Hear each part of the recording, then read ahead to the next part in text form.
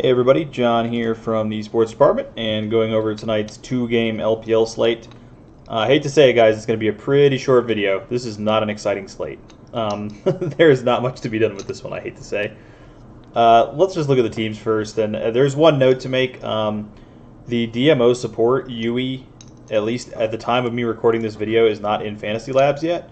They add players that haven't really played very much, kind of late sometimes, or haven't been in the DraftKings pool a little bit late sometimes. So instead, I've left Mitsuki in the pool, who's not actually starting, and just given him the projection of Yui, just so that when we look at it, we can kind of at least pretend like he's there. They're only $200 different in salary, so I don't think we're going to be looking at DMO lineups anyway on this slate, but I just wanted to let you know in case people saw it on the video that it's not actually Mitsuki.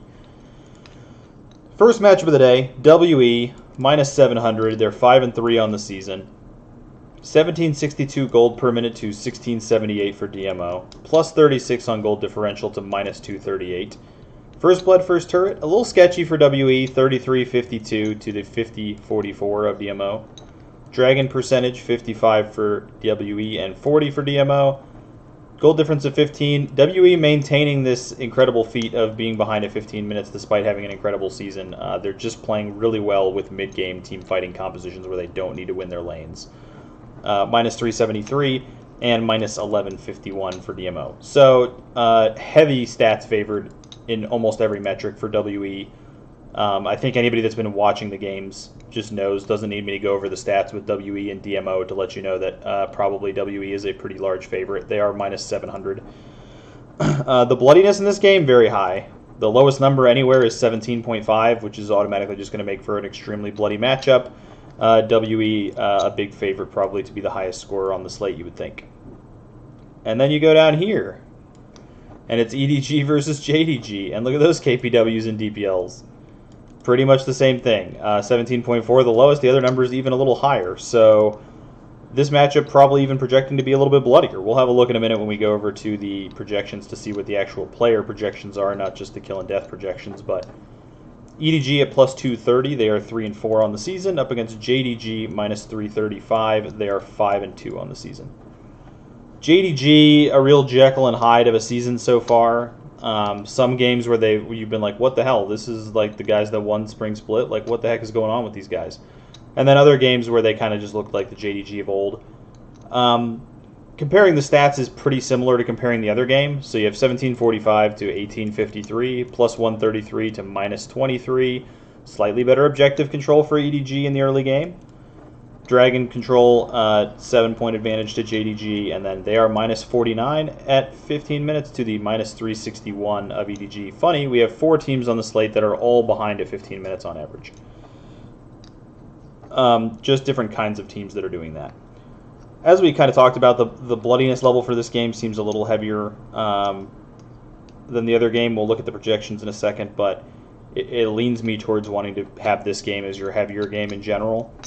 I think ownership for this slate is super straightforward. It's going to be WE, JDG, EDG, and DMO. That's, I think, 100% how it's going to be. So this is 100% how the ownership is going to be. And maybe the only real like GPP edge you can even look at with this. I mean, obviously, if you want to play EDG or if you want to play DMO, you're going to get low ownership on both of them. In theory, EDG should have a significantly better chance to win, so maybe playing a little bit of EDG. If you're in a big field, maybe you play some DMO. I mean, it's not like they can't, upset somebody. But in general, I mean, it's pretty obvious to everybody that JDG and WE are going to be the two big favorites on the slate. And the only real advantage if you're going to play those two, I think, maybe leaning more towards JDG, since WE is likely to garner way higher ownership and an easier matchup there, and the bloodiness levels are pretty close.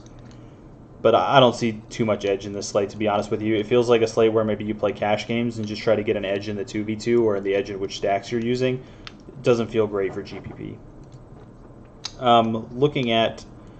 Let's just look at the two favorites real quick just to see where their projections lie, to see if our theorizing was correct. WE, and WE. So, WE projecting higher at every position doesn't save you anything there. They are more expensive than JDG. So any lineup that you can make of JDG, let's see. So you can make a forward EDG. I know for sure you can make a forward WE with Beishang captain. So can you get any better than that if you played a JDG captain? Can you get forward JDG? Let's see, we'll put Kanavi in there, and then we'd have to play Teacher Ma. But then if we play Loken and Lumao, not enough to get WE team in there, so no way to really upgrade your captain position. You could still get a Kanavi captain with 4 JDG for sure. But 4 WE projecting better. It's just unfortunate. I mean, honestly, the slate's just not very good. There's just not a lot you can do with it, I don't think. The cash lineups is super obvious. Everybody's going to play what ends up being the optimal cash lineup at 628. 4 WE with Beishang. The only real advantage that you may have here is that the projections are showing that the second JDG player that you want is Lumao. I think it's going to be more common for people to make their second JDG player Zoom, if that's a possibility. Let's see if it's... If it fits in the salary, I think that would be the most common lineup that people will play. Yeah. So this is the one that I expect to see the most. It's what people do the most often is just play the top laner because they kind of disconnect from the rest of the stack a little bit sometimes. So I think that's going to be what you're going to see most commonly. You could maybe get a small edge by switching the lineups up that way, playing Morgan, who's had an excellent season fantasy-wise, by the way, and Lumao, maybe the only kind of minimal edge that you can get as far as I'm concerned. It's just really unfortunate with this slate. 2 really big, pretty big favorites. Not any real reasons to talk about how EDG could win or how DMO could win. There's just no real logical reasons for why they could win. Maybe they could snowball an early game. They're both kind of decent in the early game with First Blood and First Turret. Maybe they could snowball something up, but just not a lot of arguments to be made as to why either of those teams should be someone you should play. So it's pretty straightforward, and unfortunately the public is well aware of everything that's going on here. So there's not a lot of ways to get tricky other than just by trying to play some EDG or trying to play some DMO in a really big field or something. So that's all for me on this one, guys. I know it's not very long, not very exciting, nothing you probably didn't know before you walked into the video, but I don't know what else you can really do with a slate like this. So good luck tonight, guys, and good luck to LCS starting in not too long here. Let's get them, boys.